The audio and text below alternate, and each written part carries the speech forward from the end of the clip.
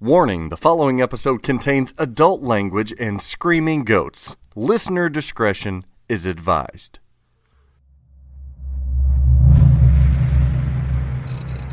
The Pinball Network is online. Launching The Pinball Show. Episode 144 is here. It's Elwind, it's Jaws, and it's already a certified hit. Follow along as Dennis and I provide you our first impressions of Jaws Pinball, game features, the market and sales response of Jaws on launch day, information from Stern Pinball CEO Seth Davis on more to come with this title, as well as Stern Pinball production updates, Stern Pinball goals for 2024 and years to come, changing courses on LE models, bringing back what once was, and expanding pinball into the future. Oh yeah, and of course, pinball market trends. And the Pinball Show Club members are going to enjoy some exclusive content discussion of the recent announcement of Bally Williams licensing being granted for another manufacturer and what that means. Spooky Pinball revealing a Scooby-Doo topper, a Princess Bride tease, and the return of Pinburgh. Papa? It's jam-packed because, well, it's the Pinball Show. Pinball is a game of skill. For some, it's a passion and a lifestyle. It's time for the Pinball Show. It's pinball with personality.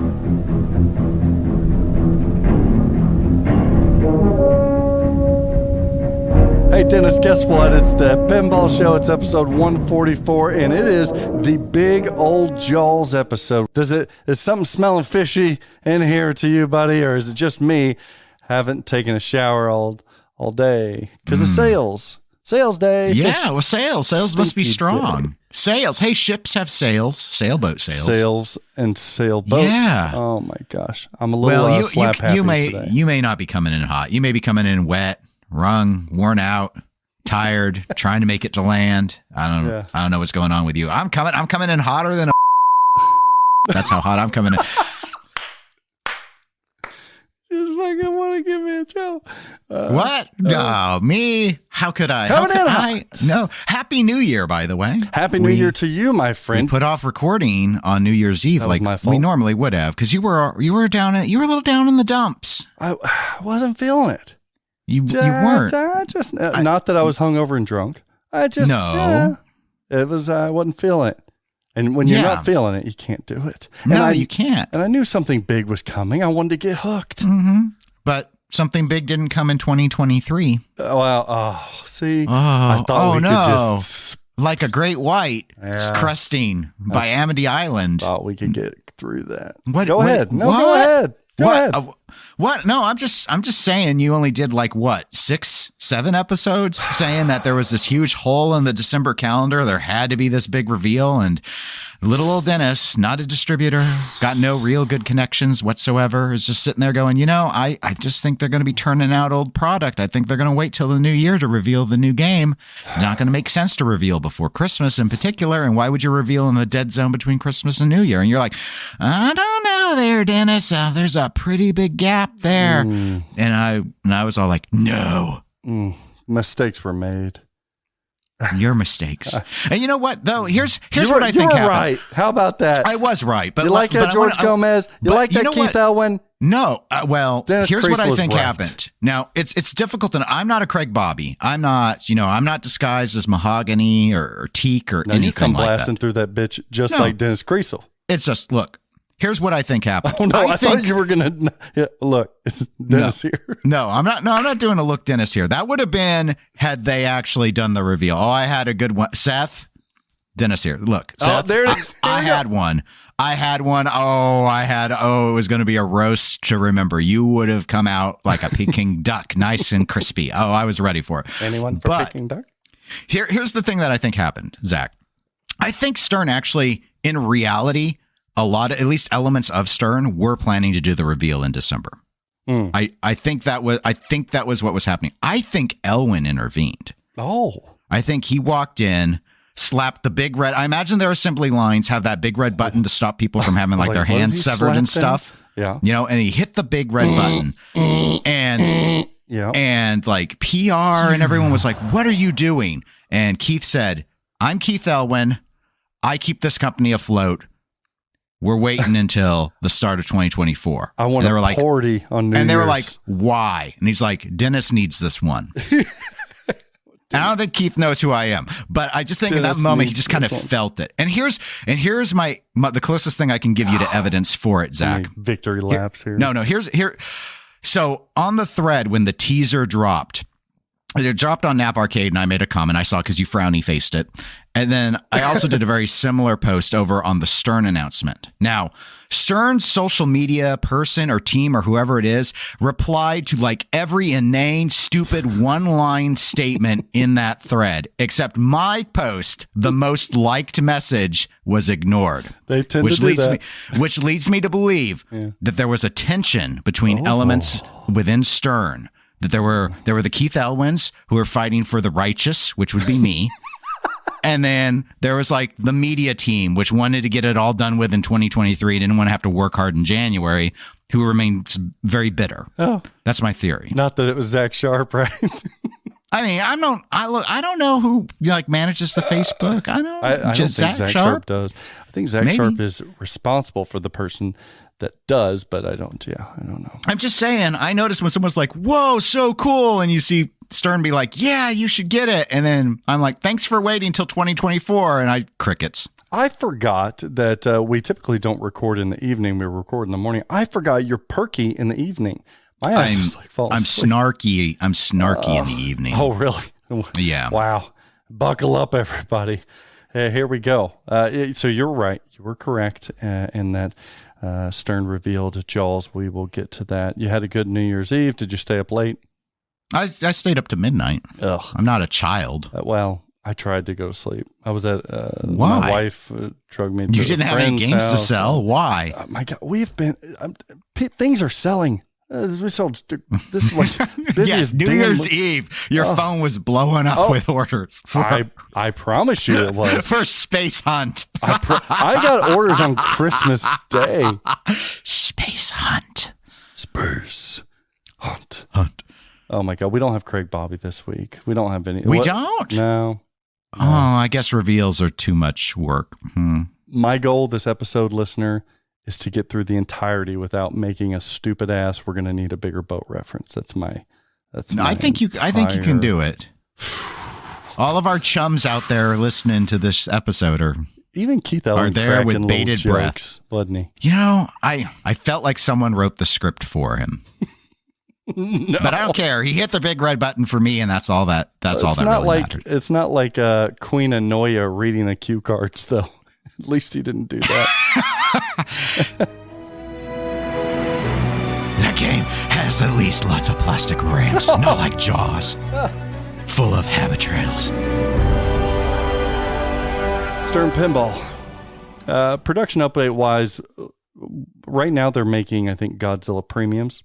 Then they're going to move on to James Bond premium, then Stranger Things premium. Now, I don't know how this has to do with Jaws or how they're going to do Jaws, because they did tell us that Jaws is running, going to be on the line in 2 weeks, Jaws Pro. So I don't know if that means Godzilla premium, James Bond premium, and Stranger Things premium. They're going to try to do those in the first couple weeks here. I could see them do it, honestly. I think that what's going to happen, Dennis and listeners, probably Godzilla premiums this week and next, and then bleeding into that James Bond premium for a couple days, and then a Stranger Things premium run that will probably overlap with Jaws Pro run on a different line. All right. So besides that, we'll give more of the updates when we talk about Jaws, because there's some production timeline updates for that new Cornerstone title. But until then, I want to talk about leading up to the release of Jaws Pinball by Stern Pinball. They had a nasty little leak, reported leak. Yeah. From a shark nose punching its way through a chip. We're going to need a less leaky boat. Yeah. It didn't last long. There was some pictures that came out and a video that came out, and everybody was like, is this really it? I was confused. Yam cam? Yeah. Yam cam, TM. I was confused as to whether or not it was actual, if it was truth, because they don't ever showcase an LE, and it was showcasing an LE in that leaked video. So that was strange to me. It was also strange that I saw speaker lights. I'm like, Stern doesn't do speaker lights. So a lot of weird stuff. So we didn't know if it was true or not. And then they did announce prior to this that it was going to be Jaws. So we were ready for that. And then what was it? Thursday, January 4th is when they revealed in its entirety the game, the launch videos, and all of that stuff. So before we go into that, let's talk about the meeting that dealers had prior to this release. All kinds of information besides just that of Jaws specifics came out during this meeting that was led by Seth Davis, CEO of Stern Pinball. Whoa. Yeah.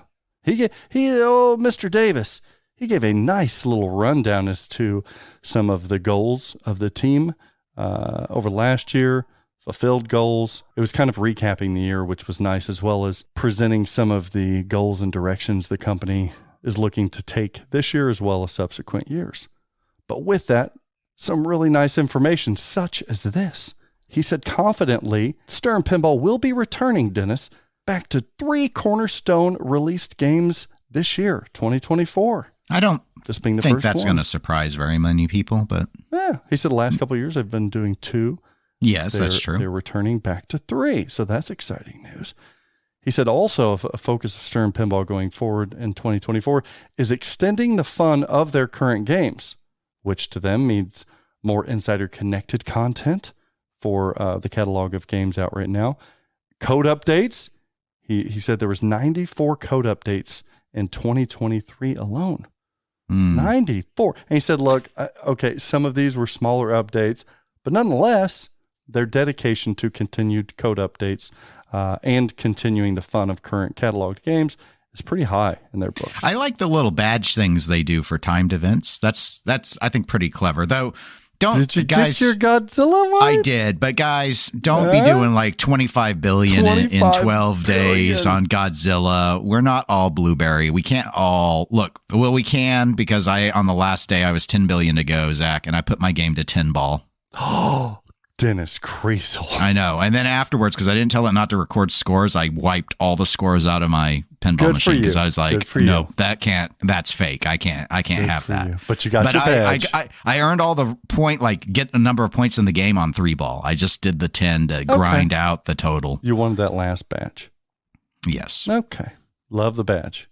Yes. It needs to be like, they should send me a trophy after they unpush the red button. They could manufacture me a trophy. You little badge whore, you. I'm glad you got it. I'm staying away from that for right now. The whole code, because I will get addicted, and I will. You will. You'll fall down. See, that's good. I couldn't do the Bond one because I was like, oh gosh, can you imagine trying to do that on route? Oof. How much? The operators must love those badges because it'd be like, I'm trying to think if I was to try and get 25 billion on route, I would have easily dropped. Well, especially because I would have been 3 ball. I would have spent at least $200. Yeah. So, and he was talking about that, how their dedication to Insider Connected and how it's going to continue expanding into this year and into other years. Another point that I think everybody was kind of ready to hear, listener, was that Mr. Davis made it a point to say that they have realized and they have experimented with some of the special edition games that were limited in nature, a la like a Elvira, Blood Red Kiss, and Jurassic Park 30th and stuff like that. He said he's here to announce that there will be no more limited edition games or versions after the launch of a Cornerstone game.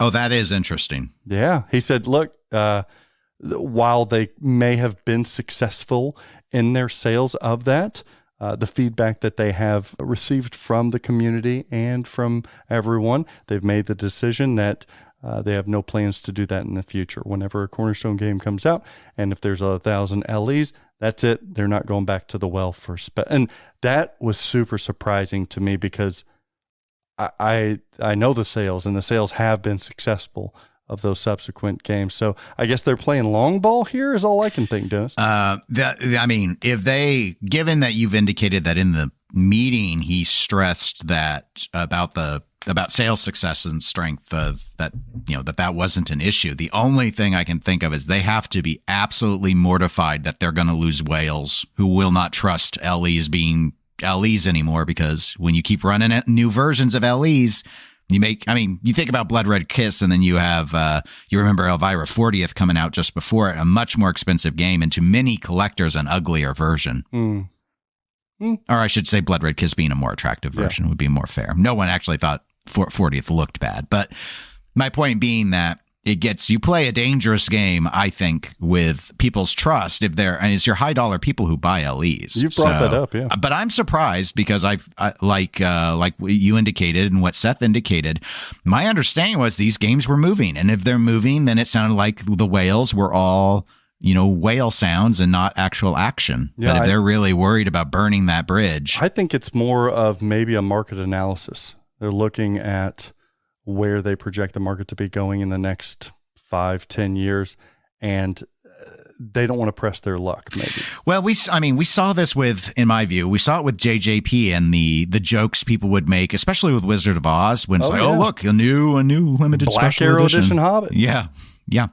Yellow Brick Road. Yep. Yeah. It's just like, okay, when's it feels like they're playing games when they say, oh, well, we just gave it a new different name. And it's got a different art package. And it's like, yeah, but I thought I was buying the best version already. And now you have a new, maybe best version. That's not I fair. think this will go a long way with collectors. So I think it's a good move overall.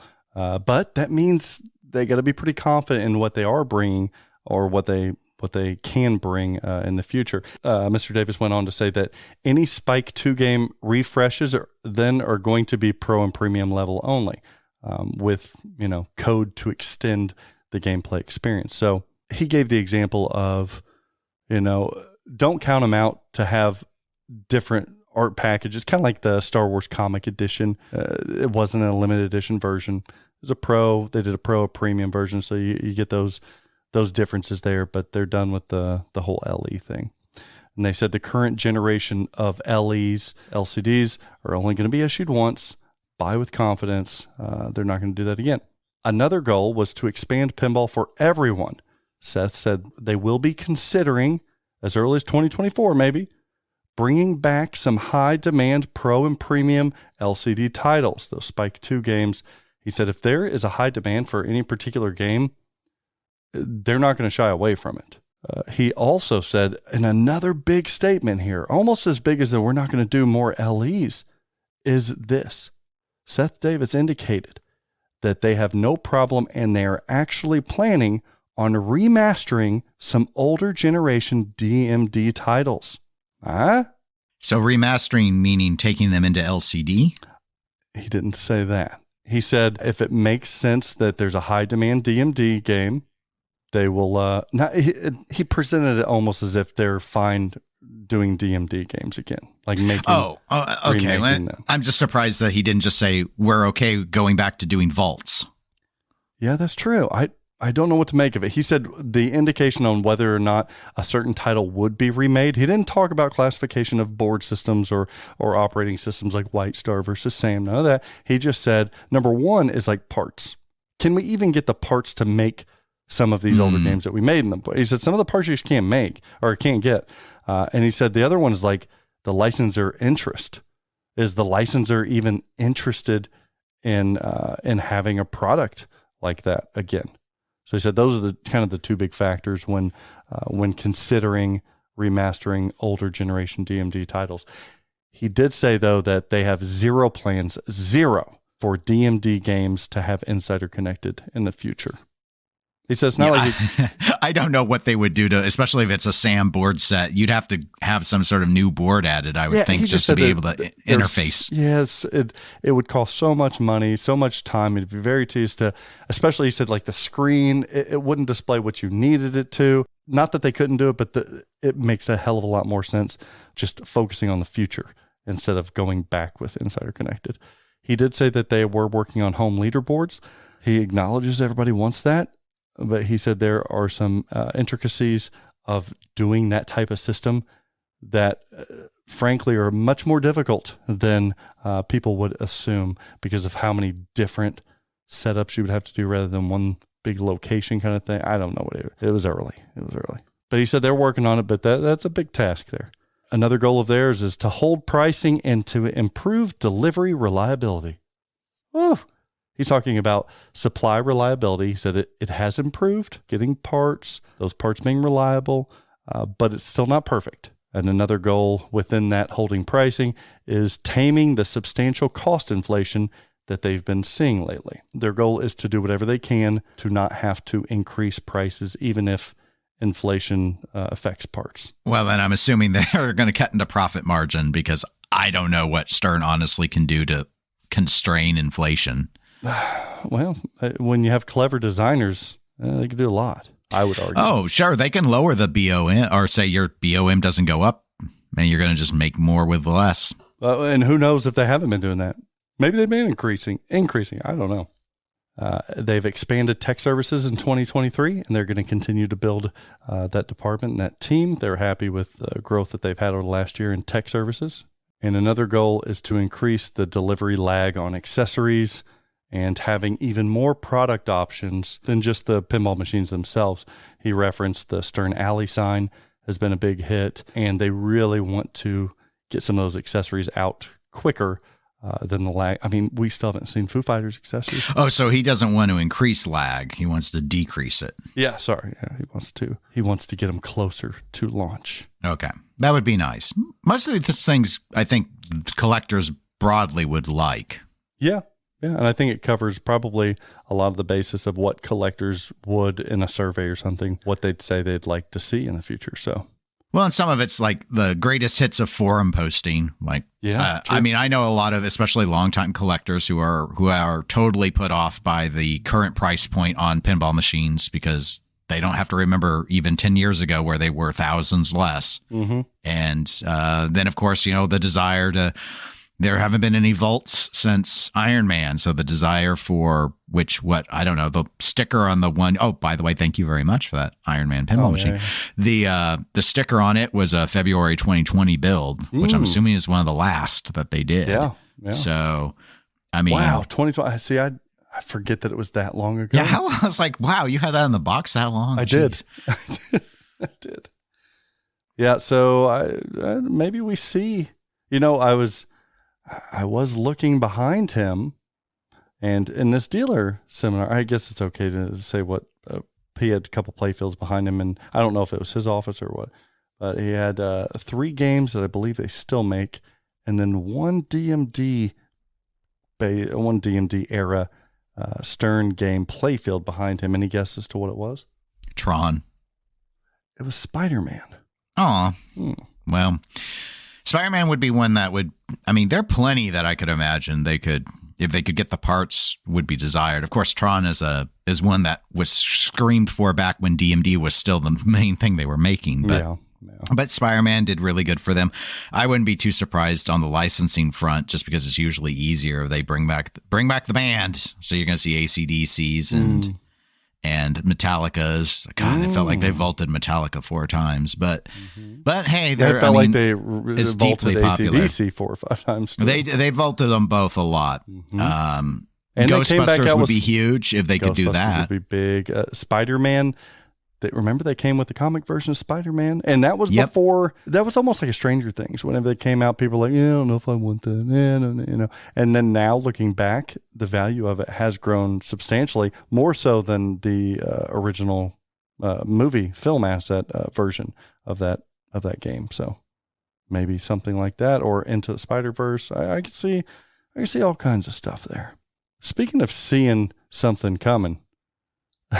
Jaws Pinball. It's been heavily rumored, right? It has? Yeah. At one point, I heard John Borg was working on a Jaws Pinball, designed and done so by the team of Keith Elwin. We haven't seen a Keith Elwin cornerstone in a couple years.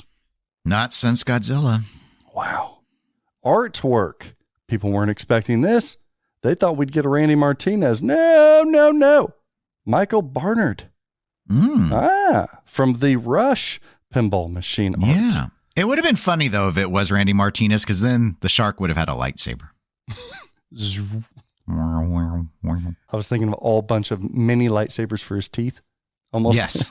Little, like Darth a Maul. mouthful, But yeah, mouthful of savor. that's right. And we have the code work by Rick Nagel and team. And then I think Jerry Thompson did some audio stuff along with, I don't know, John Williams. Yeah. He's like 91. John Williams, licensed John Williams themed score. They've got it. They paid the big bucks. Whoa. That's right. That's not the only thing sound-wise they paid the big bucks for. That's right. They also paid for custom speech by the man himself, Richard Dreyfuss. What about Bob? More like, what about Richard Dreyfuss? Wow, what about Bob? Wow, that is a throwback. I don't think we'll be seeing What About Bob Pinball. But yeah, they paid for Richard Dreyfuss to do some of the custom speech, along with some of the. They've got, I guess, audio stems from the film. They got video stems from the film. They've got all of that stuff. All right, we'll talk about that. But first, we got to talk. It was a normal Cornerstone, Dennis. We had a Pro, a Premium, and LE models. LE's limited to 1,000 units. No changes there. Speaking of no changes, no price changes, no increases in pricing. There was some speculation and rumor maybe the Pro model was going to see a little bit of a bump in the northern region. Nope. All staying the same. A commitment to their goal in 2024 of holding pricing. Production-wise, we know that when Stern reveals a game, we get them quick. Pros are going to be on the line in 2 weeks, so we're going to see them start rolling out and into operators, arcades, etc., public in the end of January to early February, the pros. So end of January, I think we'll start seeing them roll out. LEs then will follow in mid-February, and then the premiums are going to follow in late February into March. Now, I don't know. I think they indicated that unlike Venom, they were able to roll a lot of Venom out of the factory. This one, there are some parts, not delays, but difficulty getting some of the parts. So they're going to be, I think if they get enough sales, they will add another Premium and Pro run between now and they're gauging June for the second run of Pro and Premiums. June. Okay. But they're planning, if they get enough orders and it makes enough sense and parts are rolling in okay, then we could see additional runs in between January and June. But roughly, at minimum right now, they're looking at June for the subsequent secondary runs. All right, let's look at this game, Dennis. Let's do our analysis like we do. This is a 4-flipper game, if I'm correct. This is wait a minute. This is an upper playfield. I thought this was designed by Keith Elwin. It was. Okay. Keith Elwin generally doesn't do upper playfields, or he hasn't yet, but we know he's a jack of all trades, so he's going with an upper playfield on this game. There are all types of features. At first, you look at this game, listener, and you don't see any ramps, and you think, did he just create a game with no ramps? And then you'd be wrong. There are multiple ramps. They're just hidden. Sneaky little rampsies. Yes. They even call them like a wave ramp. One of them, yeah. One of them's a wave ramp. I think there's a Quint's Shack ramp. We've got horizontal spinners. We have outlane physical saves. We've got a couple boats. One of the upper playfields is a boat. One of the smaller boats lifts up, and underneath it is a bash toy of Jaws himself or herself. What is Bruce? So I guess it's a boy. So Jaws that you hit. They've got a chum bucket that's swinging around. We've got barrels and a single pop bumper a la Godzilla. We've got paths everywhere, swirling very much like a Keith Elwin game. But again, when you look at it, may take you a while to find the Elwin-esque in it. True or false? Agree, disagree? It'll depend on the player, of course, but I would say like the lower, I should say the far right flipper, that alone makes me feel very Elwin-esque. In that, I think, isn't one of these shots looks like it's a figure 8 style feed, so that's going to be kind of Elwin-esque from Bond 60th. Mm-hmm. The upper playfield is going to be the part I think that maybe confuses people. And the other aspect might be the fact that it actually features a bash toy. which I don't normally think. I mean, there are obviously certain targets that need to be hit on certain games, but I don't normally think of him as being particularly bash toy oriented. The captive ball chum bucket toy seems more though something that I think you'd look at and go, oh, yeah, well, that's kind of like the hidden captive ball thing Keith that was loves in his Godzilla. balls, he yeah. had an exposed one in Iron Maiden that was a big part of the gameplay. So that I think is very Elwyn-esque. We have two here. I mean, one in the what's it called, in the boat too. Oh yeah, one in the boat as well. Target kind of things. Mm-hmm. And then the artwork is very different too. This game strikes me, listener, that my first impression of this game is I was pretty shocked, because if you told me Jaws and you told me Keith Elwyn, if my AI brain made something super creepy, as AI often does, it wouldn't have made this. This shocked me. The looks of it shocked me because it stands out from your typical Zombie Yeti-like artwork. Even with some of the compositional art choices, it's not crowded. It is not a crowded art space at all, whether it's on the cabinet, the back glass, even the playfield. Everything is spread out like the open sea. So, and it just doesn't look like an Elwyn until you dive deeper. Okay, now I'm getting a little bit cliche. My first impressions were, oh, this sucker stands out. And upon further inspection, I add, this sucker stands out in a really good way. What were your first impressions when you saw the different iterations of this game?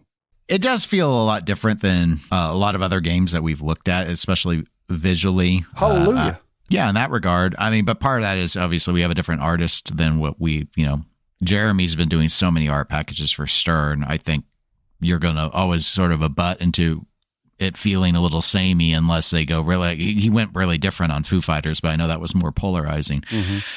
So yeah, no, I thought the layout looks interesting to me, but because the way it's laid out feels to me less straightforward visually than what I'm used to for most games, especially Elwyn games. Absolutely.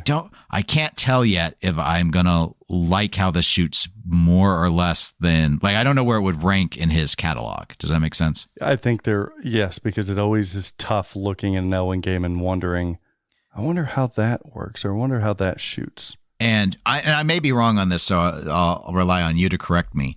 But of course, I'm also looking at the Pro model, and Elwyn has, and I think this is true again, I always felt he does a really good job keeping a lot of the key elements in his Pro models over from the Premium LE. I mean, obviously it varies a lot. You expect to lose a lot of the toys, which is often the case, but a lot of the shot geometry often holds true.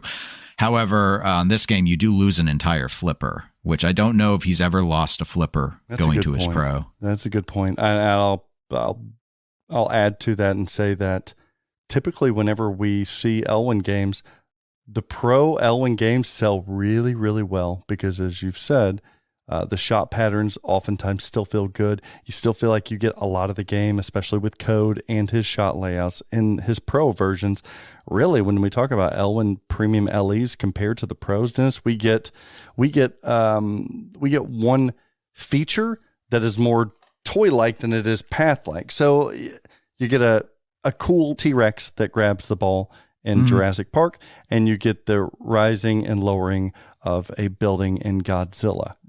You're still getting a great game with the Pros, his Pro version. Yeah, they're all, and I know people who own the Pro of Godzilla and love it. And the reason why I ended up going premium was the building, as cool as it was, it did change game state in terms of how it shot. Absolutely. And so that was a compelling reason for me there. But whereas like with Avengers, I've been perfectly fine going and playing a Pro and giving up the subway. Because you still get the tower magnet. Yes. And the Godzilla Pros still gave you the cool magnet that flings it into the left orbit to set up the upper flipper shot, which I always thought was like, it made sense why he preserved that in the Pro, because gameplay wise, that's the thing you interact with the most is that magnet. Yeah, absolutely. I don't think there's any magnets in this game. No interesting. I don't think any magnets. I love my magnets. That's okay. Well, there's an opto spinner. So you know what else is weird? Is as I'm looking at this game, we so many physical ball locks on Keith Elwyn games, right? We got Iron Man. Every one of them. It's got a physical ball lock. Yeah. Do we have one here? Yes, we do. We do. And that's what I think is going to catch a lot of people. I think that's the Elwyn feature that's going to be the winner to a lot of people. If they fall in love with this game, it's going to be because of this lock. Ooh, that's my theory. Any explanation as to what this physical lock is? Because it's not, you can't just see it. I mean, no, that's why this is I think people look and they'll go, well, I remember a feature like this from Big Buck Hunter. I remember a feature like this from the Bell and AC/DC. I saw people already going and identifying toys that just look like, new sculpts on top of stuff Stern's already done. Mm-hmm. But that far right middle flipper, the little flipper. Can we not call those baby flipper because they're small? There's that two of them in here. All right, so the right baby flipper. So what do you mean the baby flipper is a physical? No, it's a flipper. It's not a physical ball. What do you mean? But it can be a ball lock. How? When it's flipped, it captures the little balls. Well, that's like saying my flipper down at the bottom when I hold it, it's a physical ball lock. But is the game ever going to auto deploy it? Ooh. Then the game doesn't hold your flipper up for you. I know, unless you're playing Oktoberfest. I know Keith Elwyn may or may not like action buttons, but I wonder if an action button controls anything. You know what? It's sitting down there all green and shiny. That does look like a nice... And green's the color of ball lock.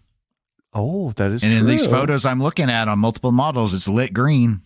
Oh, man. I like that. That's cool. So a physical ball lock that's a flipper. It's dual purpose. See, they're saving money already to keep the price contained. You can be a flipper and it can be a ball lock.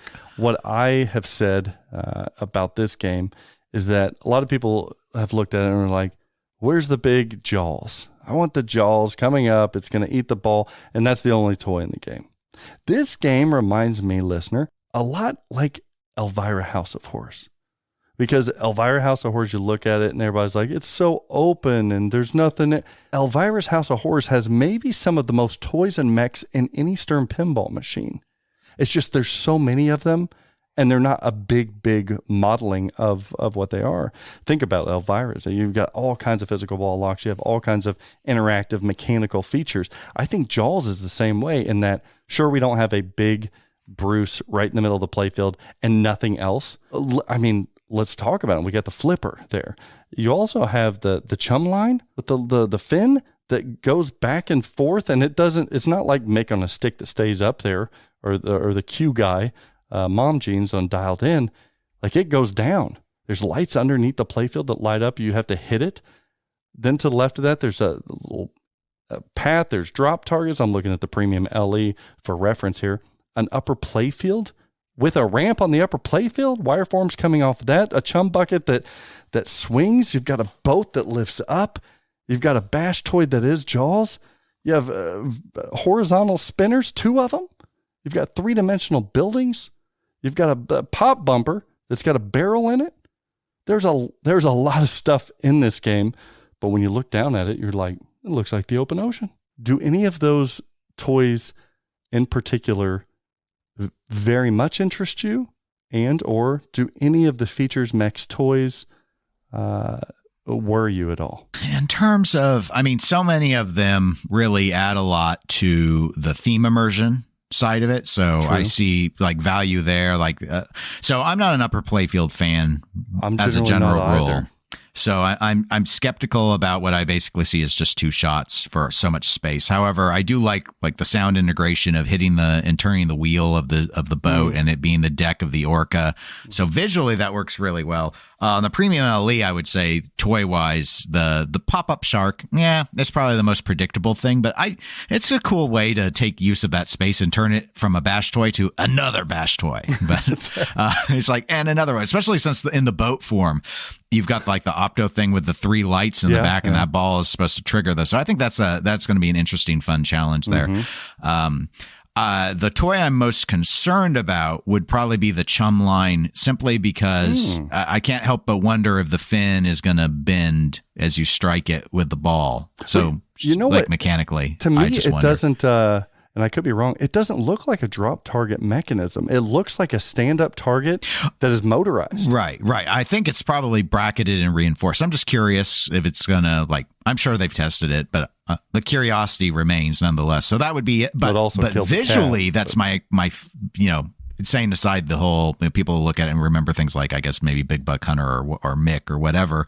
The use of the chum line and that, watching the video and seeing that as you bash the chum bucket, that the lights start to glow more and more red in that spot as the blood's in the water. I thought that was just a really cool, again, about theme immersion, but just a really cool way to take something relatively simple in concept and make it feel like the world of Jaws. Well, and we were talking about upper playfields. I'm with you. I'm not a big upper playfield guy, but what I will say is that if you're going to give me an upper playfield, I like how Foo Fighters did it with Jack Danger and the team over there, where you're hitting shots, flow shots, rather than stand-up targets like a freaking Aerosmith, or even drop targets sometimes can be a bit mundane, except for Shadow. But for the most part, you don't want to be using a small flipper in a small area hitting targets. It's just not fun.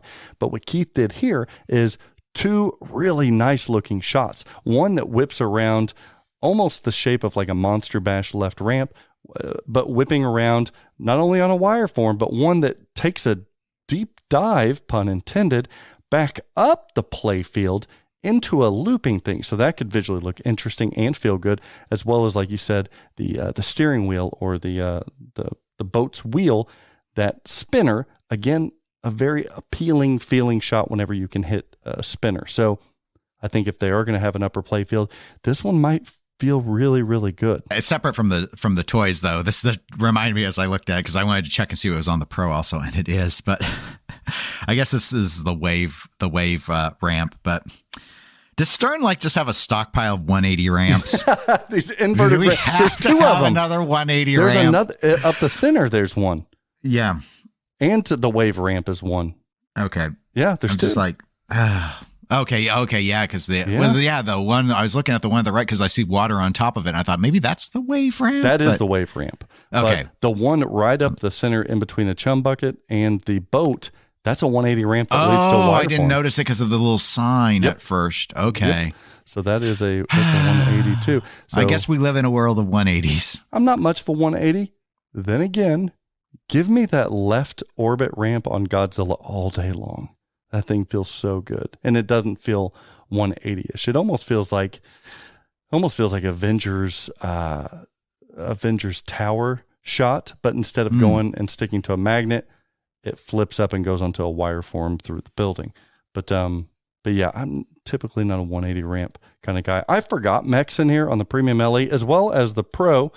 There are in-lane posts that pop up that you can control, have moments, have modements, whatever you want, triggered shots for that chum line. You can create a lot of things. Keith did that with Jurassic Park. Yeah, no, that's a Keithism. Yeah, but he's double barreling it here. Yeah, well, he has to make up for it because he didn't have one in Godzilla. Oh, there you go. And then you've got the outlane post that you can physically bump back into, like some of the old solid state games. You can bump in, or even some of the 90s that was games. really that. I like that. That was really neat. That's really nice. Little touch. Nice little low bomb, but fun. There were some people saying that's going to be too easy for I don't think so. You can just take off the rubber if so. Yeah, if he did it or that whole post might actually be removable. Yeah, that's true. If you needed to. Honestly, competitive folks would probably just pull the rubber and say, yeah, have fun trying. It's like trying to use the center post on like super orbit without the rubber. Yeah, it can be done, but good luck without tilting. Absolutely. So there are plenty of games that had that format that were still super brutal. Like Ed Krinsky, I think, had a whole pile of them back in the day. So. Yeah. Wasn't Ed the one? No, I'm thinking of who's Kirk. Kirk was the one that you could do the Kirk bounce, the center post. Oh yeah, he was a big fan of the center post. But Ed had games like Jacks to Open and stuff where there would be abilities to save out of the outline. Now, as we're looking at this, what else interests me on this shot-wise, Dennis, is that reel shot. Because I think it may be a figure 8 type of shot that we've seen in James Bond's 60th. But man, oh man, that's going to be tight if it wraps around there. It's leading to that, I'm going to call it a mid-in lane to the right around that pop bumper. That's what it feels like it's going to try to do, a figure 8 there. Yeah, I think so. And it's going to make that cool little sound, but really fast. It's going to be cool. But this is a game that I think is going to be very particular about you being sure you have it level. Yes. That and the different slopes are going to matter. And it's going to be kind of like Iron Maiden, where when you plunge, it's nice when it goes around that orbit to feed that upper flipper. But design-wise, it's not like a requirement. So, we'll see. The right orbit ends up being a ramp that goes through the backboard and coming back, and they got all these waves, very theme appropriate. There's wireforms everywhere on this game, Dennis. Look at all the wireforms. There's a lot of wire. Oh, I love the wire. What is the shot, though, of the little flipper to the right? It goes across the playfield, but then I think it like loops around. Oh, you mean if shot above the drops? Yeah, because that's the path that shows it. Right, it does show the path. Yeah, so that's tricksy. I think it's made to do a little whippy too. I don't know. The Pro Edition, you lose the upper playfield. There's no like kinetic boat that's holding the ball.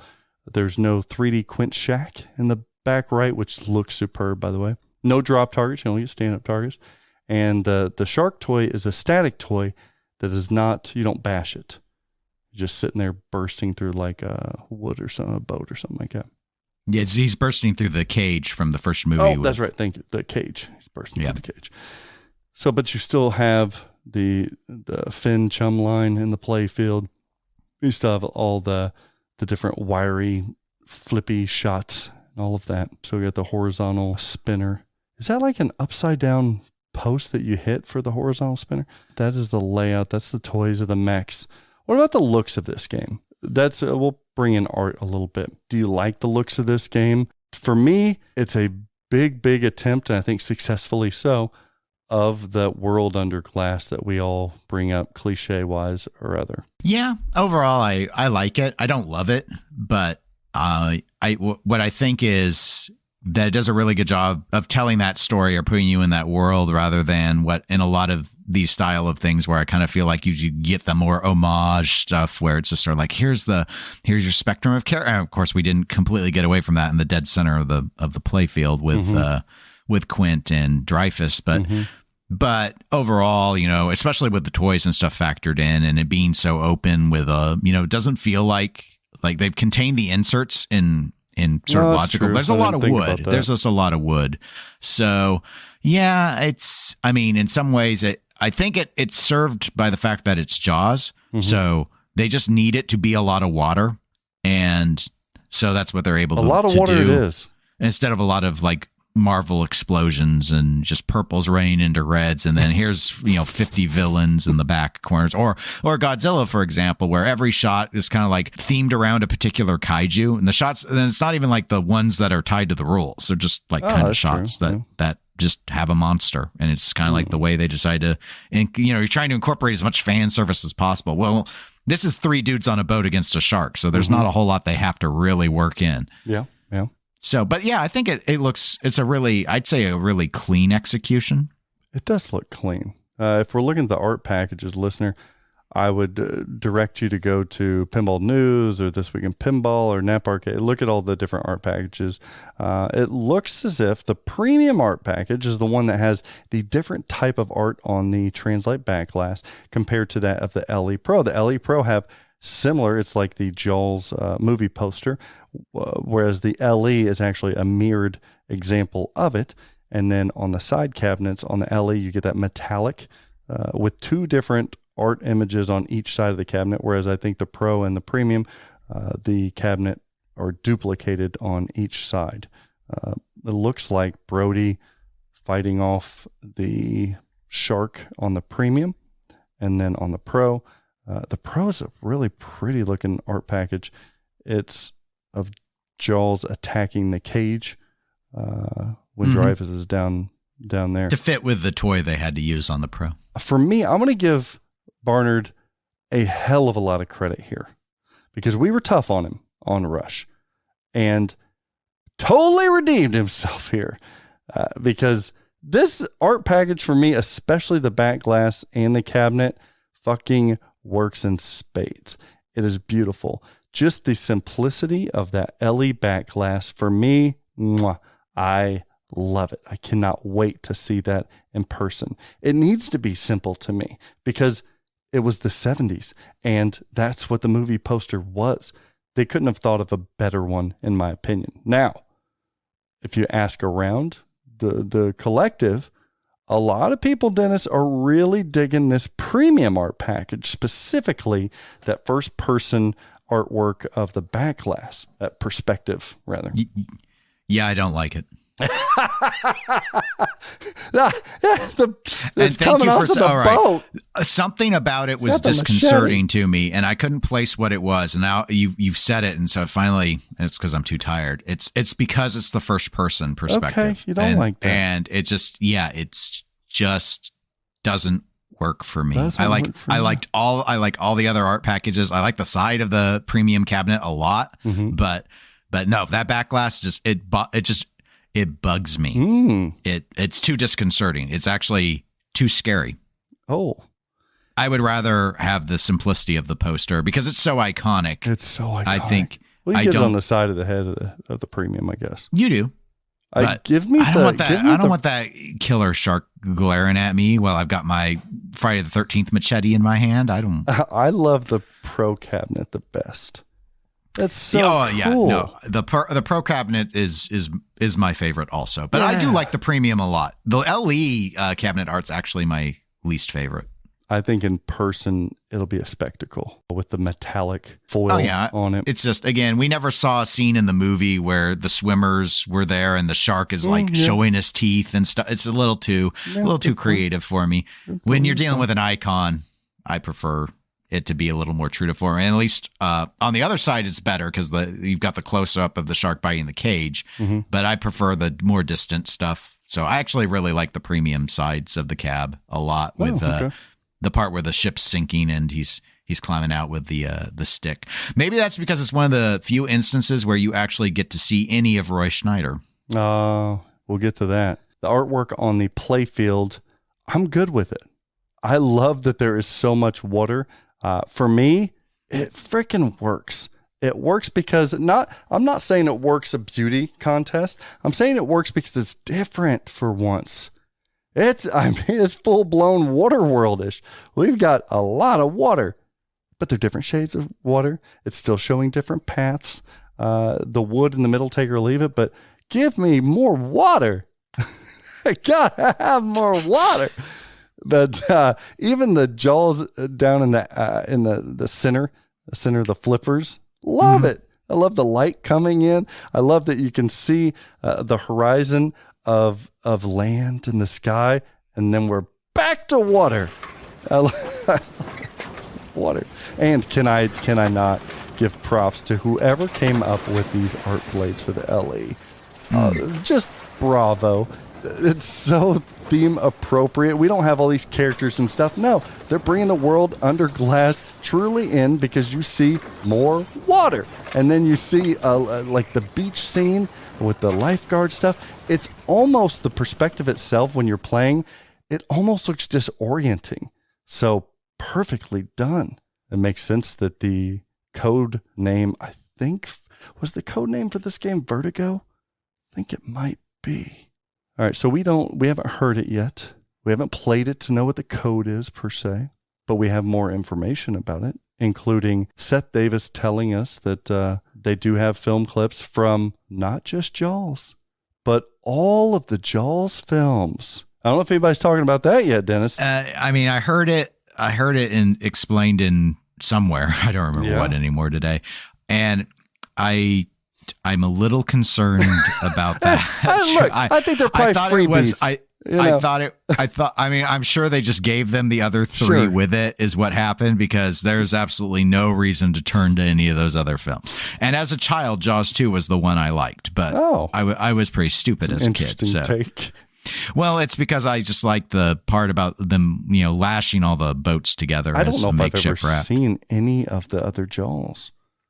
Well, they each get progressively worse. Oh, well. So, yeah, definitely don't use any clips from Jaws the Revenge. So does Friday the 13th, but we still love it. No, Friday the 13th doesn't even find its stride till after the third one. Ooh, that's for the Patreon members for us to discuss. Okay. You are in the game. You're Quint, the bounty hunter. Yeah, that surprised me. And then later on, Seth Davis said you can flip the script and play as the Great White, coming soon, ... He teased it. We do know that there's a custom speech by Richard Dreyfuss, licensed John Williams theme score. When asked about Brody, I think one of the dealers was like, okay, well, let's deal with Brody. Do we get Brody? Do we not get Brody? I don't know what the actor's name is. I'm sorry. I'm too tired. Roy Schneider. Thank you. Do we get Roy Schneider? Seth Davis said, quote, we have everyone in the film clips. But he then talked about the challenges of licensing and what likeness means and how there are differences if a person is still living versus deceased, the complexities that arise with all of that. But yeah, I thought someone said that if it was prior to like 1985, then you can do anything you want. Yeah, it's easier. But I think once they pass away, maybe it gets the family involved. I don't know. But he did say we've got everyone in the film clips. Okay. I don't until we see it, we just don't know. I mean, I did hear in the trailer the bigger boat line. Oh, okay. That sounded like it was his voice. So, okay. Yeah. So but I noticed the thing that is, and this is where I don't agree with a decision made for the playfield art. I think it looks too glaring when you have Quint and Dreyfuss's character Hooper there in the center of the playfield and not Roy Schneider's three dudes on a boat. And when you decide to prominently display two of them, it calls attention to his missing. You know what? I completely agree. So I'd still put their faces in, but they could have been, ramp shots or something. Just put them somewhere else. Instead, It's like, hey, look, here's the collage of characters that Stern loves to do on their playfields. And it's like, the movie was about three. And in fact, Roy Schneider's the main one. Especially like they did the Nedry figure in Jurassic Park. They kind of put him over here. They could have done that singly. Yeah, just doing it off to the side is fine. Then somebody else, I'm not saying spend anything, they already spent a lot. I mean, like, you have the Williams score and you've got Dreyfuss doing They spent enough. I'm not saying they needed to get him to do this. I'm just saying, don't call attention to it like this. Mm-hmm. Yeah, I can agree on that. I would have thought that they would have argued that you're going to play as the perspective of the cop, of Roy's character, because the whole argument that we used to hear when, there's no Sigourney Weaver in Aliens because you're playing as her, or there's no Jennifer Connelly in the Labyrinth. Yeah, because you are in the Labyrinth. You're doing your. We have replaced Brody. Mm-hmm. We are the Brody. We are Brody. Brody, do you even play pinball? Okay, sorry. I am Brodicus. That's right. Ugh, that was a really old reference. I'm sorry for that one. Take my tiny hand. Okay. When they do Scary Movie 2, they better get his tiny hand. They best be getting Chris Elliott. I think it's Chris Elliott. All right. So, additional future features. Check this out, y'all. Seth Davis said, additional features coming to this title include a career ranking system. That'd be fun. Yeah. A special in-game mode unlocking. Oh, coming soon. He said you play as the bounty hunter and you collect shark teeth. That's a task in the game. He did go on to say that collecting shark teeth was a carryover feature. So people asked, like, are we going to get Venom kind of stuff where we're building? And he said there are some of that in this game. With Insider Connected, one of them being collecting shark teeth that will carry over. Get enough shark teeth, and do I become a mutant symbiote shark? You get 25 billion shark teeth, and you get your Sharky badge. And then it's that stuff like the one with the topper, and it's like, if you ever turn the game off, all your progress is lost. No! Was that with the Mandalorian? Where that happened? The Bolivia. Since been fixed. So that's also digital content is coming, such as a video mode on an LCD screen. A video mode. It's going to be making a CES debut, so be on the lookout for that. Jaws 3D. Ooh. The other digital content coming, you can play as the shark, and they're also going to have some wizard mode reveals. So yeah, we don't know what the code is. The instruction cards. It's Keith Elwin. Always trust in the Nagel. I will say we jumped over it. But can we not praise Stern for not pulling a Jurassic Park on this, for actually getting video assets and clips from the film? Okay, Roy Schneider. What? But still, we actually can look up when playing this game, listener, and we can see the film that we all love. That's what I'm talking about. That's what I want. Bobally, yes, yes. Yes, that's what I want. I want that in all of my games. I'm missing it in Jurassic Park because I don't have that code that pulls the videos in, I promise. But that's what I'm wanting. And it's got, and they've, like, I'm not big on the whole paying the celebrity to do custom call outs. I'm gonna let you in on a secret here, listener. I honestly don't give a shit. For me personally, like, that's money that's whatever. That's not special to me.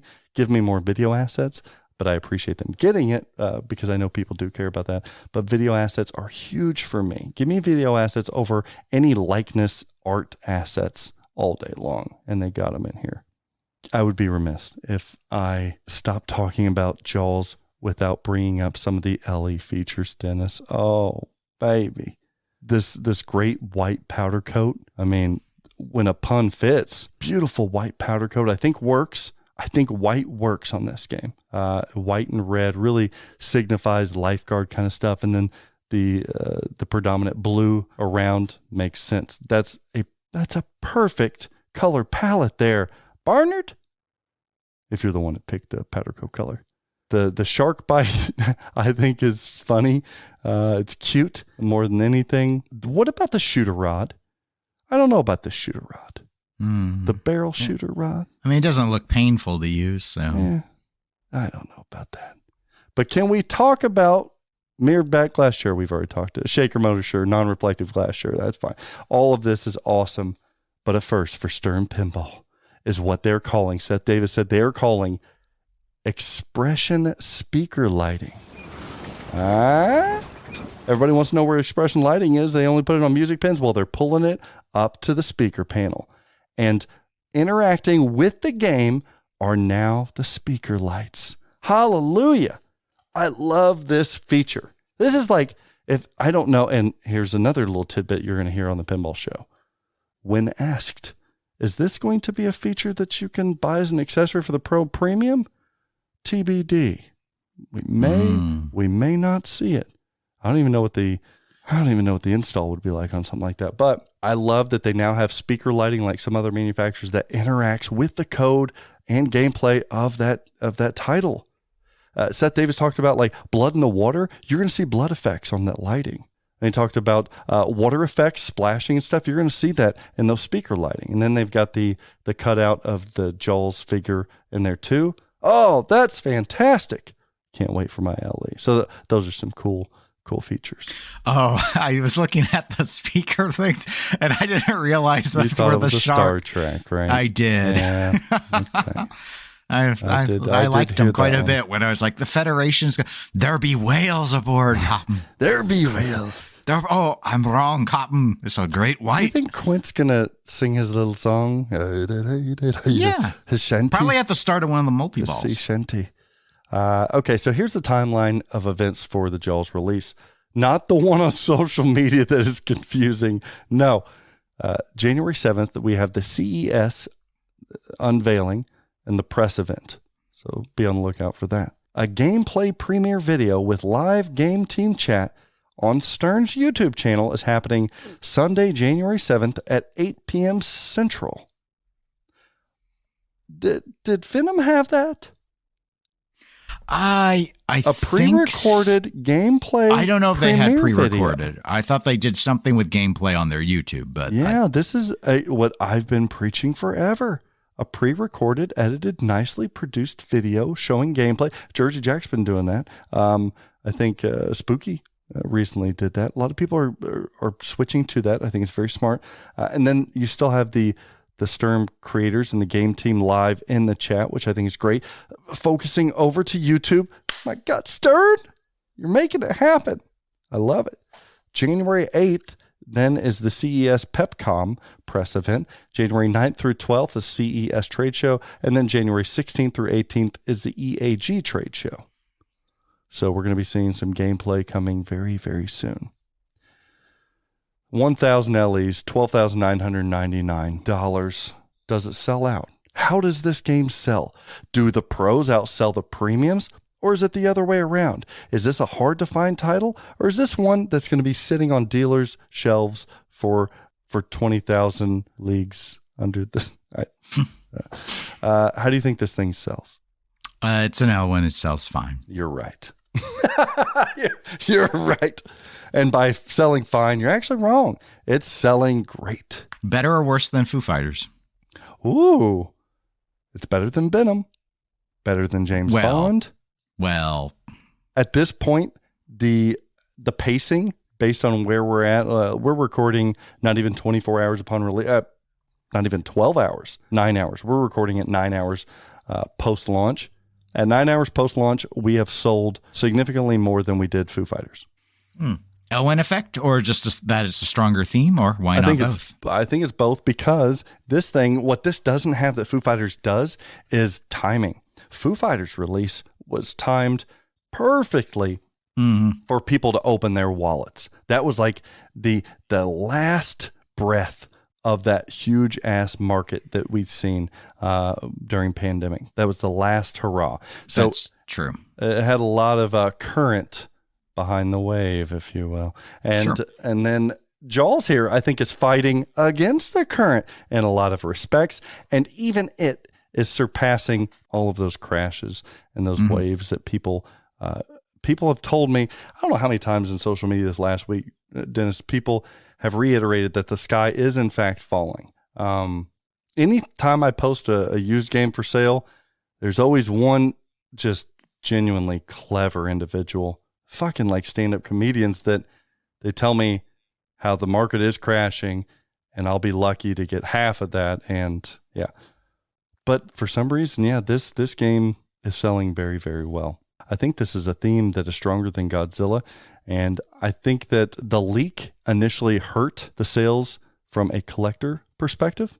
I really do. Because it got a narrative behind it too. And it just had to deal with all that shit. I think this is a game that is so hidden in its brilliance. I'm super stoked about this game. So much so that I'm easily, without a doubt, getting an LE for myself. I'm such a nerd, Dennis. Jaws, I love the Jaws theme. It's not like a dream theme, but I think it belongs in any blockbuster. Like, I just love blockbuster films. This is it. And I love the film too. But I'm such a nerd that I did the specialized number thing, and I don't ever do that. Like, this is the first time I've ever done that for a Stern. It's so stupid, so dumb. Lucky number 14. So yeah, I am stoked about this game, and let's hope that code is good and all of that. It's selling great, and I'm excited. I'm excited for it. All right, we will be talking next episode 145, as well as on social media and streams. We're going to be talking about Jaws for a long time, right? Yeah, most likely. So we'll break from that right now. And there's a lot we need to talk about, including, Pedretti Gaming securing the licensing for Bally Williams games in collaboration with Planetary Pinball. What? Come on. How's that going to work? What's that going to look like? Have I talked to CGC about Pulps being on the line, or Cactus Canyon's being remade, or if they're going to, maybe. What about Princess Bride? A little sneaky peeky about Princess Bride. Is that a good theme for pinball? When's it coming? Who's it coming from? Spooky Pinball launching a Scooby-Doo topper accessory and a wonderful launch video that had a nice little pinball show Easter egg at the end. I don't know if you caught that. Did you watch that? No, I don't watch Dennis, topper videos. Come on. I don't watch topper videos. I edited in the pinball show Easter egg at the end. So you worked on it. Wow, I had no idea. You weren't being really heavy-handed with the suggestions of its greatness. Is Pinburgh back? I think so. We need to talk about that. Speaking of heavy-handed in sponsorship of Pinburgh. Baby's smallest Pinburgh ever. Hey, it's still Pinburgh.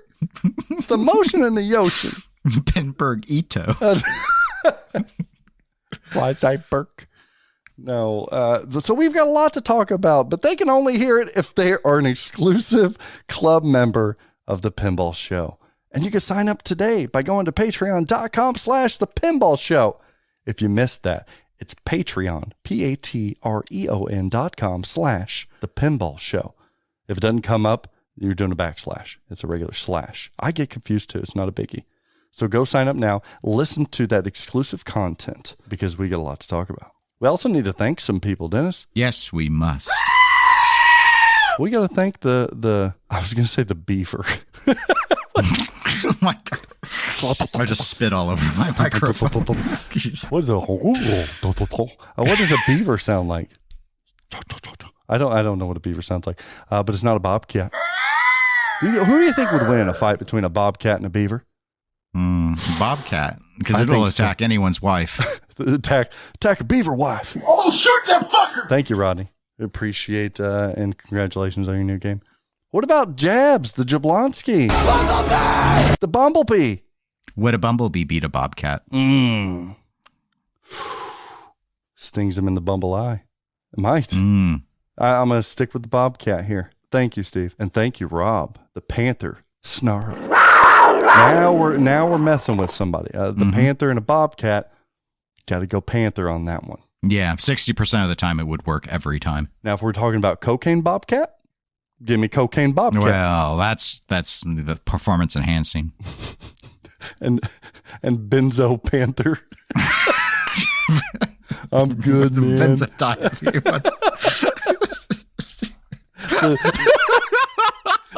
The Zanny Panther. All right. Tabbed out Panther. What about the kineticist? Well, it depends if it's been low dosing ketamine or not. Special K kineticist. That's perfect. K for the K. You couldn't have said it better. Special K kineticist. Wow. I can see a doped up freaking wizard. Oh man. Okay. What? Thank you, Colin, for the support. What about the Falcon? An alcoholic falcon. I can see a swooping, swerving alcoholic falcon. Falcons are not to be messed with. I think a falcon, if big enough, can probably tear up a panther. I think the falcon might be the toughest. At least what's a small panther? What's a baby panther called? A cub? A kit. Dead meat if it's against the falcon. That's what. Just like a Yorkie. Or that terrier? Yes. Or what was it? Terrier. Like a Yorkshire Terrier or something. Or Schnauzer. A Schnauzer. Yeah, that's right. A toy Schnauzer. What about Dave? Thanks, Dave, the shaker motor. That shaker motor ain't gonna beat up anybody. It's got that protective plastic shell. That, you know what? Pain in the ass to put that shell on sometimes. It is ridiculous. They drilled the holes y'all wrong need or something. Instead of making expression shooter rods or whatever your next dumb light thing is, Stern, figure out how to make a better case for that. Figure it out. Yeah.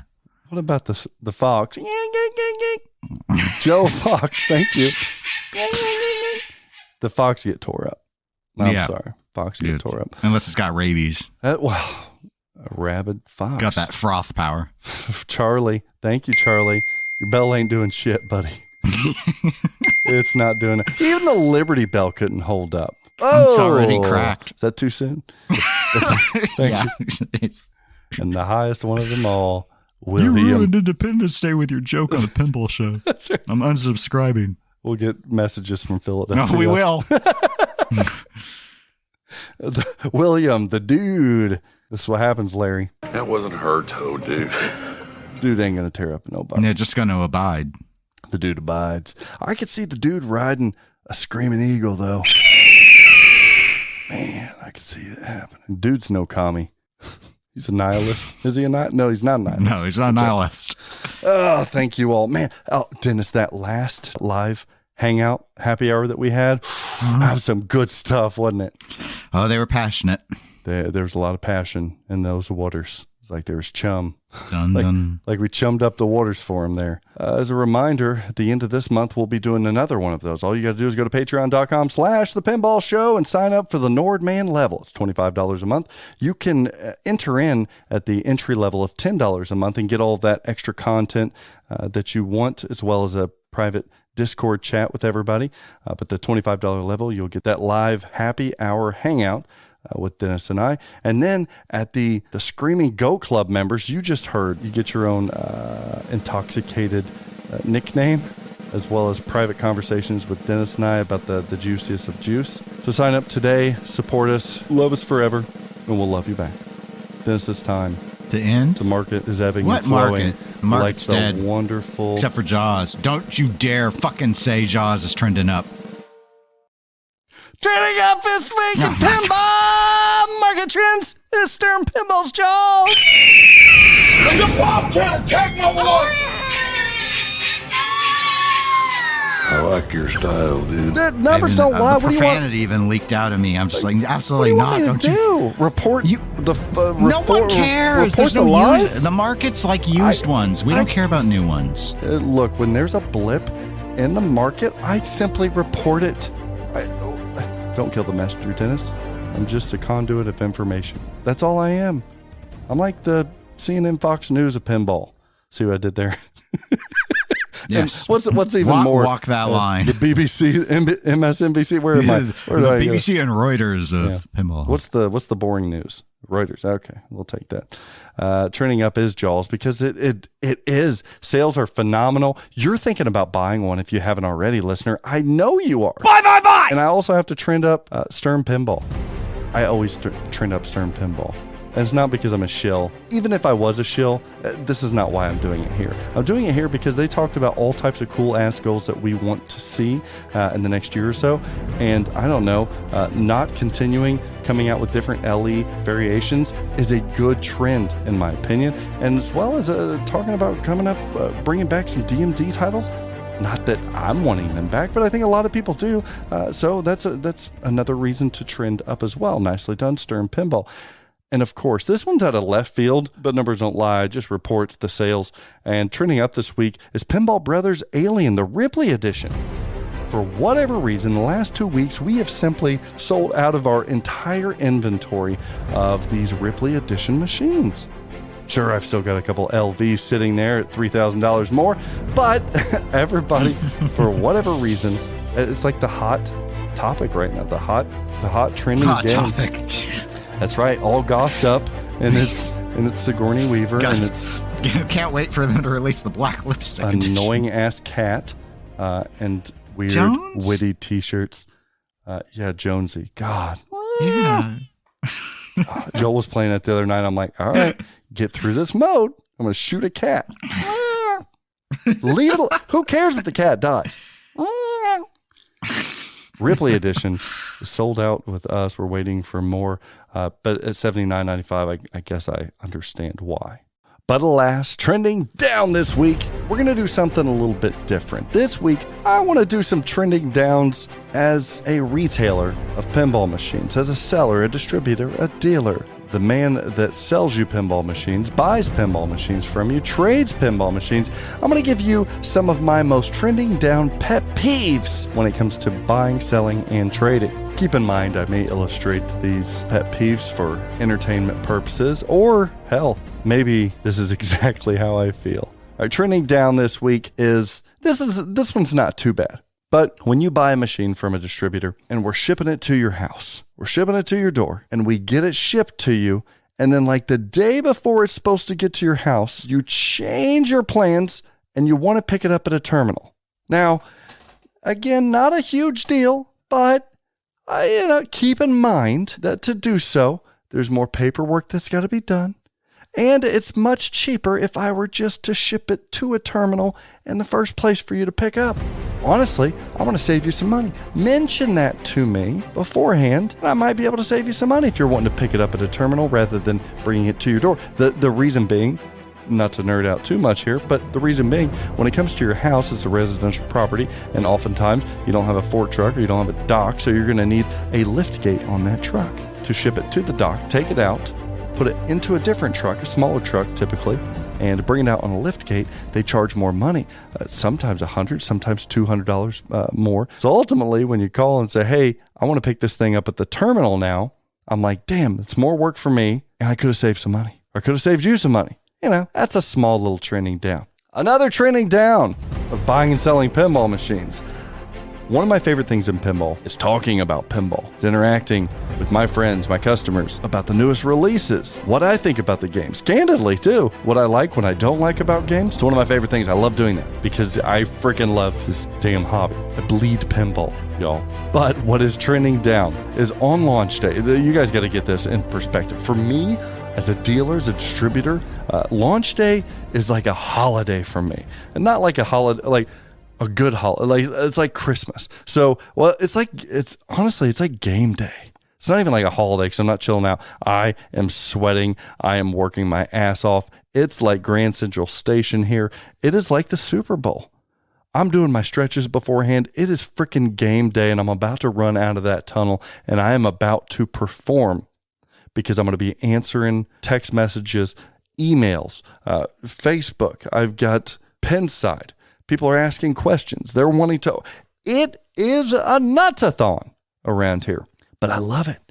It's my Super Bowl. It's my Eras Tour, if you will, for all you Swiftie fans out there. So I was born for game title launch day. But trending down are a couple of you guys that find it appropriate on launch day to message me in the thick of things just to tell me how crappy you think a certain product is that launched that day. Man, you see the rant? That sucks. Man, the sales are going to suck on this thing. Jeez. What were they thinking here? Look, I'm just so tired of the pricing. You can tell manufacturer has to go kick rocks.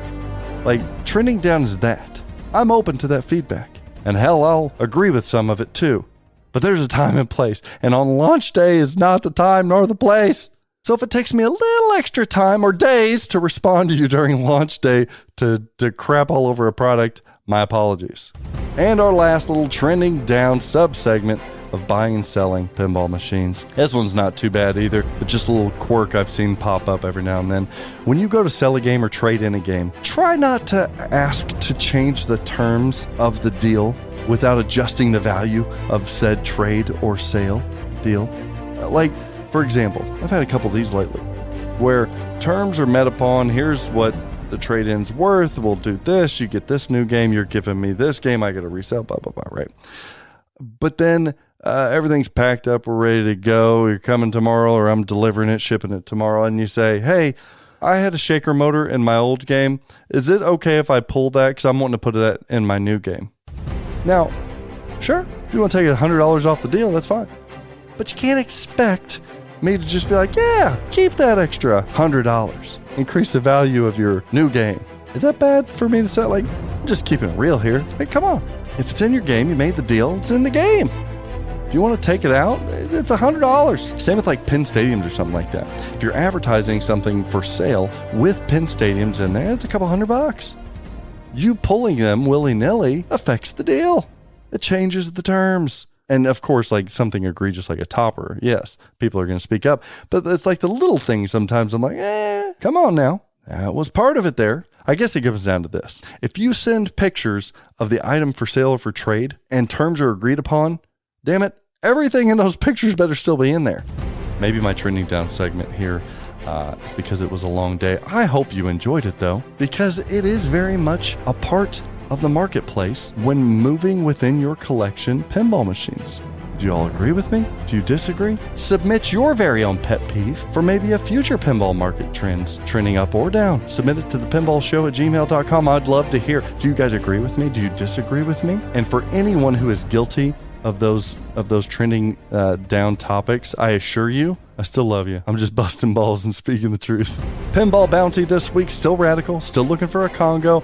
I'm really hot and heavy for a Lord of the Rings, y'all. There are some, I get it, there are some on the marketplace. They're just not clean enough. Or if they are clean enough, they're not priced accordingly. Fat hobbitses. Keep looking for me, guys. It's out there. And as always, I'm just here to report the facts because numbers don't lie, neither do I, on Pinball Joel's Trends. Dennis, let's shut her down. Where can people reach you? Hey, you can always email me, eclecticgamerspodcast@gmail.com. Okay, and you can reach us at thepinballshow@gmail.com as well. I heard that there used to be another pinball show that covered fake pinball, but they're not around anymore. And I don't know, maybe they just want to warehouse that neon sign instead of selling where's the neon sign? Zen Pinball. If that really is your name. I think their name is bankrupt now. Allegedly. That's right. Even if you say rumored, it doesn't work. Okay. You can. What about straight down the middle? Go follow, like, and subscribe to that. Watch yourself a topper video. Oh, that was trending up too. Oh, well. Follow, like, subscribe the Pinball Show on Facebook. Jump in our Discord with paid membership. And our sponsor. We can't forget our sponsor, Flipping Out Pinball. When I buy my pinball shit, I buy from Flippin' Out. From toppers or play 3 outs, I've got it figured out. Flippin' out, figured out. When I think of pinball, I think Flippin' Out. Flippin' out, figured out. When I buy from Flippin' Out. Buy. Ding. Product showcase this week. Wow. What do you know? It's just like the trend itself. It's Jaws. It's got to be Jaws. Order yours today. Did you know that Flippin' Out Pinball offers free shipping on all brand new Sterns? I didn't know. Yeah.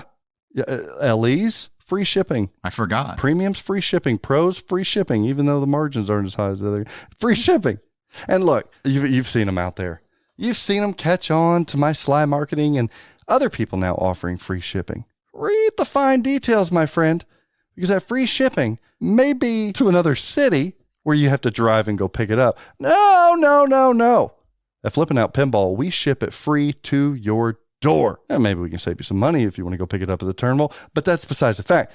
It's free shipping to your door. I can't guarantee if FedEx Freight's going to call you, but like they didn't call me. They did schedule the original, although I have a little story for you on that. Oh, really? Oh, it's real quick. So, show worthy? Yeah, sure. Yeah, why nice. not? Yeah. Oh, no, there are already people posted on Pinside. That was not show worthy. I didn't hear that. Yeah. Yeah. So FedEx, we set a scheduled time. They came at 15 minutes at the end of the scheduled period. So it was within the scheduled window. period. Okay. Yes, it was. It was the last thing on the truck. I went out there. Oh. They're lowering it down. I'm explaining. I've got a space cleared out in the garage for them to put the pallet. Mm-hmm. And she's like, am I going to have enough room to turn the device around? I'm like, yes. I've got it all set up. And she goes and she wheels it in. And she sees I got a couple others in the older games in the garage. And she goes, oh, yeah, you've got Sinbad. Yeah, Sinbad's in the lineup because it's good. Right. No, Buck Rogers is now in the garage. So, and the Victory I'm still working on.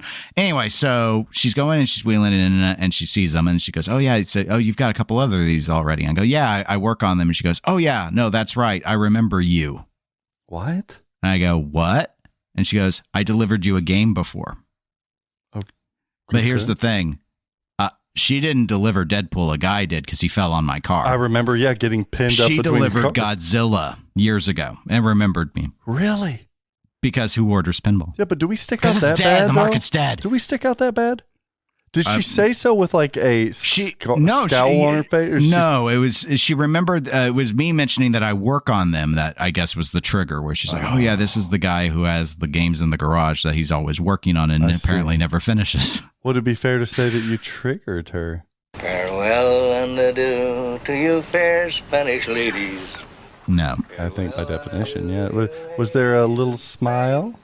A flip of the hair, possibly? I don't know, Dennis. There could have been flips, but she was like, oh, now I got to go pick up a game all the way up in the Northland. I'm running behind schedule. Bye. Well, that was interesting. And the game itself arrived, and at least it's there. Have you got to do or die multiple yet? Yeah. Me and Carl. Every day, right? We just basically just race for that stuff, So order your pinball machine today from Flippin' Out Pinball. Get free shipping to your door and the industry-leading customer service.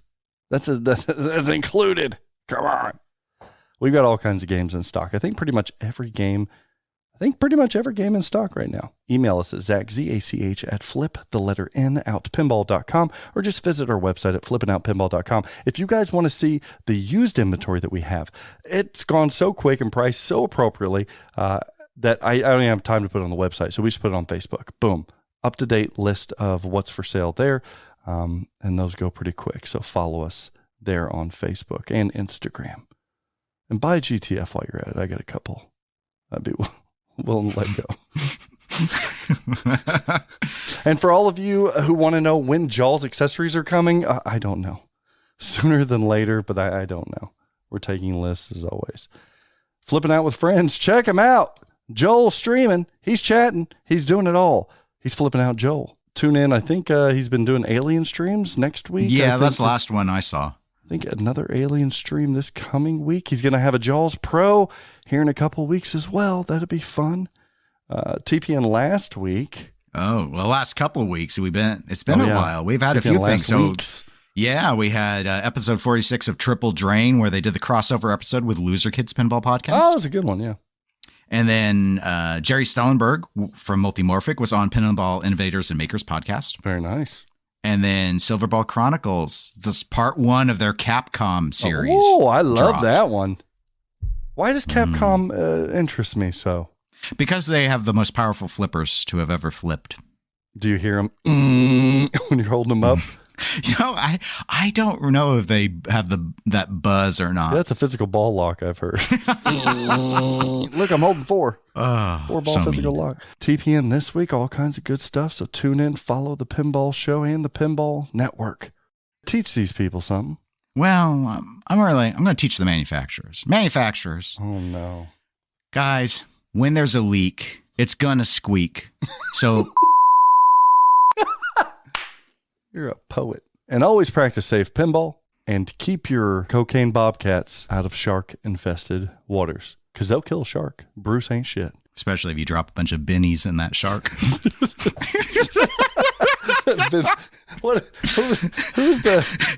panther? The panther.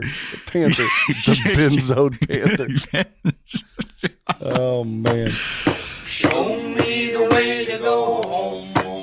I'm tired and I want to go to bed. I had a little drink about an hour ago and I got right to my head. Your phone is bothersome. Tuning in to WPST, where you get PTSD listening to me. I took 1 poop and 1 shower and 1 meal. I feel like I'm in prison. Okay, here we go. Wherever I'm hero, on land or sea or foam, you can always hear me singing.